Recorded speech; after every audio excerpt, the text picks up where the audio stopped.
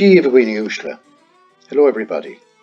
This presentation, entitled The Mannion Clan of County Galway, Warriors, Chiefs and Kings, has been prepared to mark the weekend of the 2020 International Mannion Clan Gathering, which had to be cancelled because of the COVID-19 pandemic.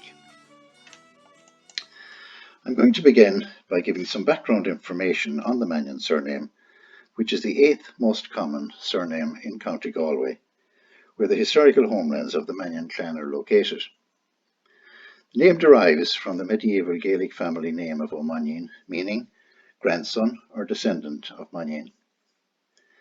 Mannion was an early 10th century king of the Sogan people who dwelt in medieval East Galway. His grandson Fergus, who lived at the end of the 10th century, was conceivably the first Sogan king to use the O'Mannion name. The origin legend, or traditional narrative of the Sogan of Connacht, is contained in a bardic poem in the late 14th century Book of Imania. The image featured on this slide is part of the original text, which is to be found in the library of the Royal Irish Academy in Dublin. In the poem it is claimed that the Sogan people descended from an Ulster prince called Sogan Saul-Bui, said to be the son of Fiachra the 37th King of Ulster. Sogan Saul-Bui is portrayed in the poem as having migrated from Ulster to Connacht, where the legendary Queen Maeve granted him a territory which was later called Sogan after him. The traditional boundaries of Sogan delineate a large territory, stretching eastwards from the Clare River to the Suck, and northwards from the Rafford and Ballinure rivers to their Grange and Shiven counterparts in the north of County Galway. The area covered represents approximately 1/5 of the total area of the modern county. This map of the tribes and territories of County Galway from about AD 800 shows the location and extent of the territory of the Sogan people in early medieval times, over which the O'Mannion or Mannions ruled as kings and later as chiefs from the 10th to the 17th centuries. Before moving on from this map, I want to draw your attention to a population group located to the south of the Sogan called the O'Mania, who were to exert a major influence over our O'Mannion and Sogan ancestors for more than 1,000 years. About AD 500, the O'Mania people, a powerful group from the County Roscommon area, relocated to South Connacht and settled to the south of the Sogan.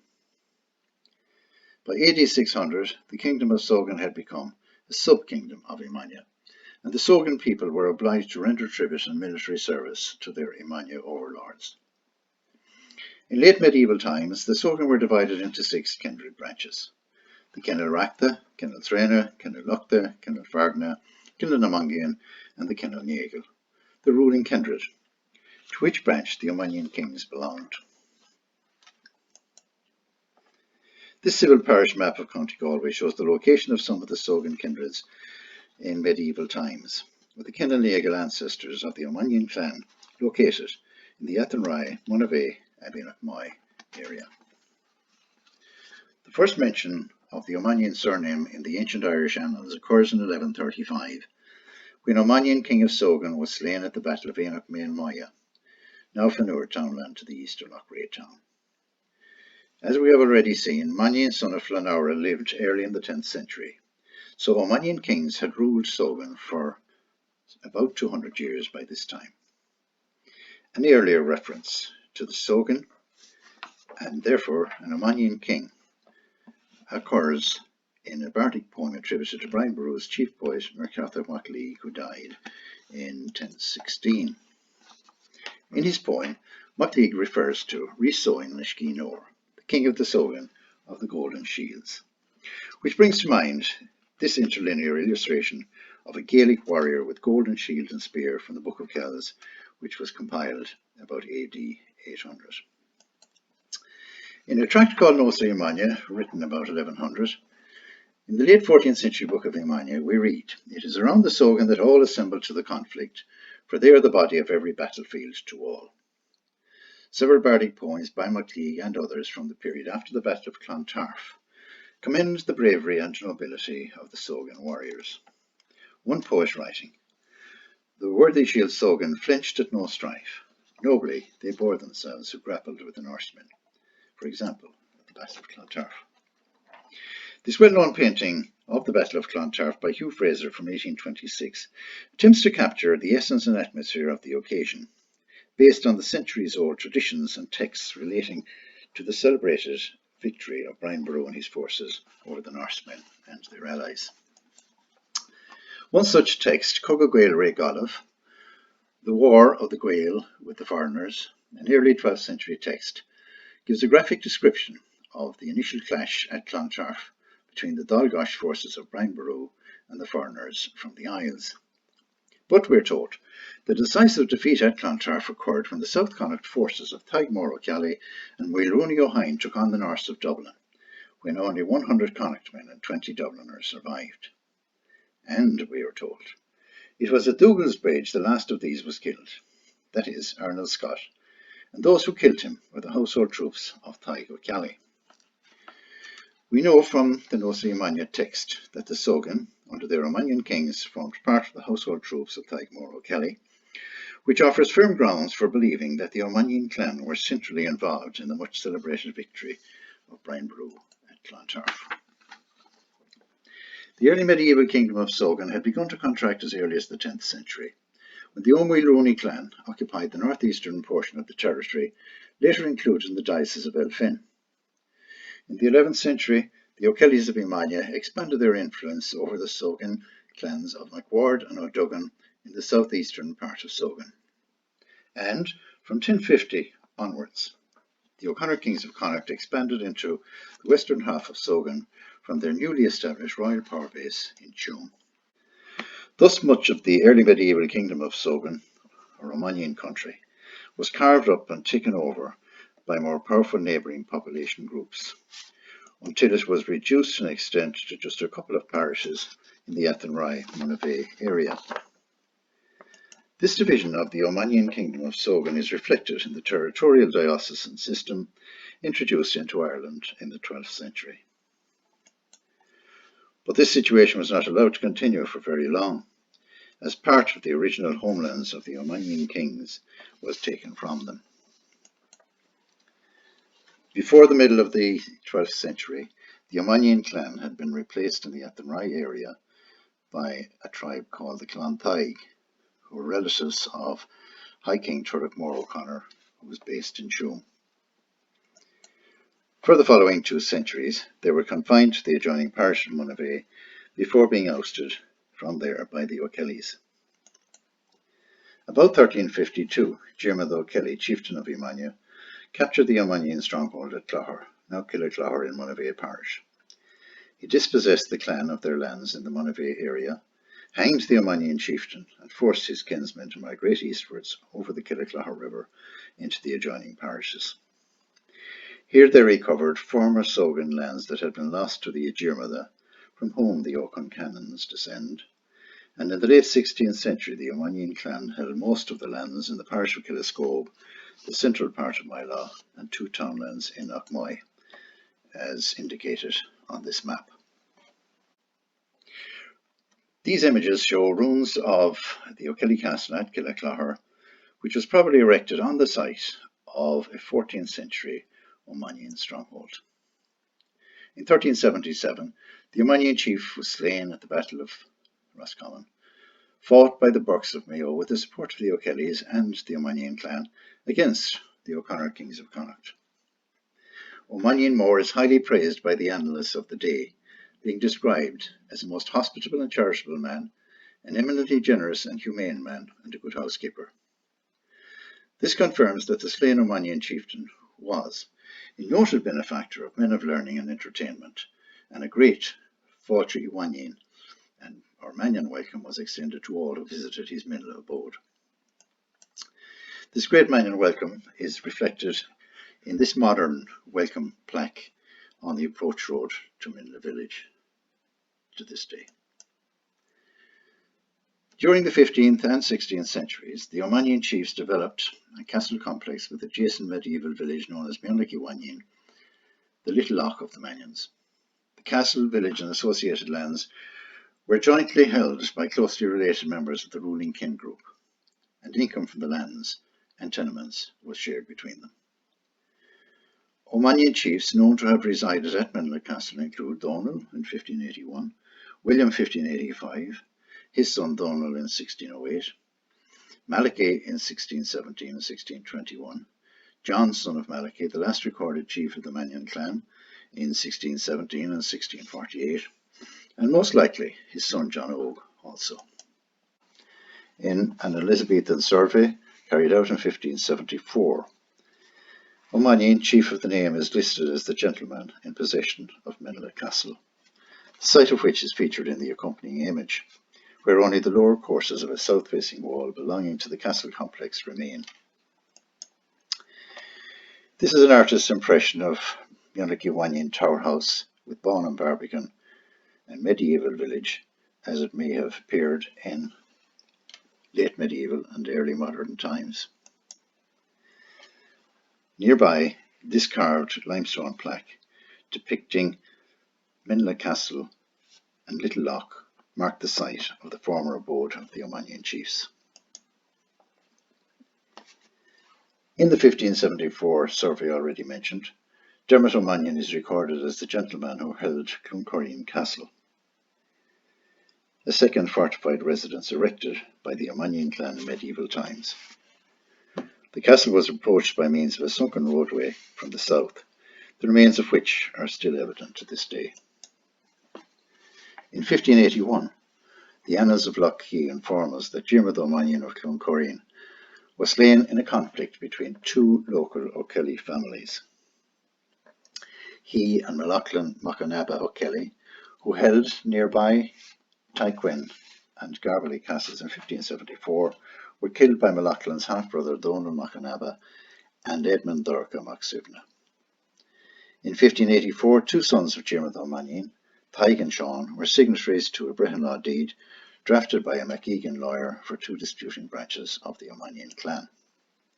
The deed relates to a contention over a parcel of land in Killymoylan, now Clúin-Moylan, of which Ballymannion sub-townland forms part, and the deed was drafted and signed at the ceremonial hilltop site of Rawmore in Mullaghmore West. Remarkably, the branch of the clan in possession of the disputed piece of land agreed to surrender it, not wishing that a dissension should arise between themselves and the posterity of Gilla, but they prefer having them as friends to the possession of the land. Both groups agreed to help each other against every man that may oppose them, in right or in wrong. The deed was witnessed and signed with a mark by 14 members of the O'Mannion clan, with A, or Hugh O'Mannion, Tánaiste since 1581, first on the list. We're fortunate that the original deed has survived and can be viewed in the library of Trinity College in Dublin. At the bottom of the deed is a list of O'Mannion clansmen who were present at the signing of the Brehon law deed in May 1584, whose signature marks precede their names, a few of which have been highlighted on the left-hand side of the screen. By 1585, A. O'Mannion had been replaced as chief of the name by William O'Mannion of Menla, otherwise called O'Mannion. William was among those who agreed to pay a fixed rent to the Crown under the 1585 Composition Agreement of Connacht, at which time Gaelic titles and customs were officially abolished. At the time, Eirich O'Mannion consisted of 24 quarters of land, each quarter consisting of 120 acres. In total, 2,880 acres were held by the O'Mannion people, plus an indeterminate amount of lesser quality land. These lands included most of the parish of Killiscobe, the central part of the parish of Mila, and two townlands in Knockmoy. Now, Eirich O'Mannion is a transliteration of Eirich Iwannion, which signifies the lordship of the Mannions. Several of the O'Mannion clan took part in the 9 Years' War from 1594 to 1603, and records of pardons from the early years of the reign of James I of England list the lands forfeited to the English crown by those slain in rebellion. A 1617 inquisition taken at Kilconnell as part of James I surrender and regrant scheme lists the location and extent of the O'Mannion clan lands. 23 places are mentioned, all located within the Roman Catholic parish of Menla, as outlined on this map. Between the 1617 Inquisition at Kilconnell and the Rebellion of 1641, many of these lands were mortgaged or sold to wealthy Galway merchant families such as the Frenches and the Bodkins. In 1648, John, son of Malachy, the last recorded chief of the name of the Mannion Clan, and two of his kinsmen had a grave slab installed at Kilconnell Abbey with a Latin inscription which translates as follows: Pray for the souls of Thomas, son of Hugh Mannion, John, son of Malachy Mannion, William, son of Hugh Mannion, all from Menla, who caused this tomb to be made for them and theirs in the year of the Lord 1648. This is a photograph of Kilconnell Abbey, founded by the O'Kelly chieftain William Bui in 1353. And these images show the O'Mannion tomb in Kilconnell Abbey, with the inscribed grave slab symmetrically located in front of what is considered to be a 15th century wall tomb. Now, many transliterations of the O'Mannion name were used in Tudor and Stuart times, and the following is a list of same, which includes Manning. But the Mannion version of the name, in use since the early 1700s, is the most common form today. It is found with other variant forms such as Mannion, spelled with one N, and Manning in the 1749 census of the Diocese of Elphin. Also, about the middle of the 18th century, one Mary Ann Mannion was the wife of Sir Peter Lynch of Petersburg House in County Mayo. Camillian confiscations and transplantations took place between 1654 and 1658, so Mannion landholders in the Menlascahana area were dispossessed and dispersed during this period. A few Mannion clansmen would later be restored to portions of their hereditary homelands during the restoration under Charles II, who reigned from 1660 to 1685. For example, one Thomas Mannion of Cross received 110 acres in a Hanattal townland in the Glasgow parish.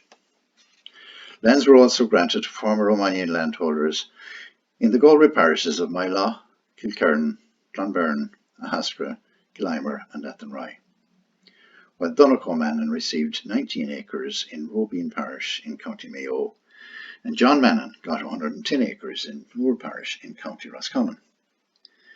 The 1659 Census of Ireland lists a John O'Mannion gent in Careen Townland in Mycarton Barony, now Correen, and Correen Bay in the parish of Moore. Most likely this is John O, son of John, son of Malachy, the last recorded chief of the name of the Mannion clan. The hereditary lands held by members of the O'Mannion clan in the mid-17th century are outlined in this map of County Galway, while the location of O'Mannion landholders transplanted to different parts of County Galway and the surrounding counties are displayed on this one. There followed a great scattering of the landless members of the Mannion clan from the later 17th century onwards. So prior to the Cromwellian confiscation of the mid-17th century, the vast majority of the Mannion clan were dwelling in the Menlascahana area. The end result of their subsequent displacement and resettlement elsewhere in the county and country can be traced in Griffith's valuation of 1848 to 1864. Here, the number and location of several hundred Mannion households, as well as variants of the names such as Manning, are to be found. The following table, based on Griffith's valuation, shows the distribution of Mannion households throughout Ireland between 1848 and 1864, with the greatest number unsurprisingly recorded in County Galway and the adjoining counties of Roscommon and Mayo. When this information is mapped, we get a clear picture of what had happened in the 200 years since the dislocation of the Mannion clan from their historical homelands about the village of Menla. Unsurprisingly, in spite of the wholesale scattering of the clan since the Cromwellian times, the vast majority of Mannion households were located in East Galway. This pattern is repeated in the heat map by Barry Griffin, based on the 1901 Census of Ireland from half a century later. Once again, there is a marked concentration of Mannion families in East Galway, but noticeable also is the fact that there are a great many Mannions located in the western parts of the county. While there's no documentary evidence to confirm when Mannion families migrated from their historical homelands to West Galway and elsewhere. Tradition in Connemara claims that it occurred after the Battle of Aughrim in 1691. Significant numbers of Mannions became tenants and employees on the Martin estate at Ballynahinch near Clifton, where many Mannion families are to be found to this day. Another living tradition in the Dingle Peninsula area of County Kerry seems to corroborate the post-Aughrim timing for the scattering of the Mannion Clan. This account reports that Sean Mannion went south to Limerick after the Battle of Aughrim and escaped with fishermen to Corcaguina, the Dingle Peninsula in County Kerry. Having later piloted a French fleet to Limerick, arriving shortly after the treaty had been signed in October 1691, he was court-martialed, found guilty of treason, and was hanged, drawn, and quartered. Sean's wife gave birth to a son, and his Mannion descendants are still numerous in the Dingle area. Interestingly, a recent review of Y-DNA results confirms a strong genetic link between Mannions of County Galway and the Mannings of County Kerry.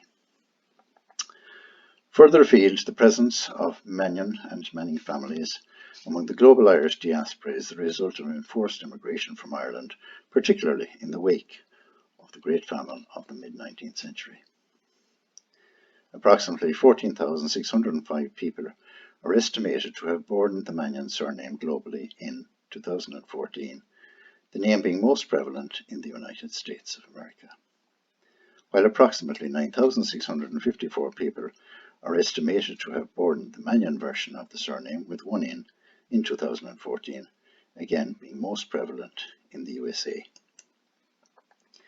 The following Mannion surname distribution heat maps can be profitably studied in conjunction with these global distribution figures, which demonstrate that Mannion, spelt with one N, is the most popular version of the name in the US and Canada, while it is almost non-existent in Ireland. On the other hand, Mannion, spelt with two N's, is the most common form found in Ireland and in all other countries throughout the world. Our global diaspora in many of the aforementioned countries has accounted for approximately 50% of the attendees at our recent Mannion Clan gatherings. To date, overseas visitors from the United States, Canada, Australia, England, Scotland, Wales, Northern Ireland and Latvia have joined us for our celebrations, while Argentina, Uruguay and the Netherlands would additionally have been represented at our 2020 clan gathering had it not been cancelled due to the COVID-19 pandemic. Hopefully those who are disappointed this year, and many others besides, will get to attend one of our Mannion Clan gatherings before very long. Thank you very much for viewing and listening to this presentation, which I hope you found to be of interest and beneficial in understanding the origins and history of the Mannion Clan. Thank you very much.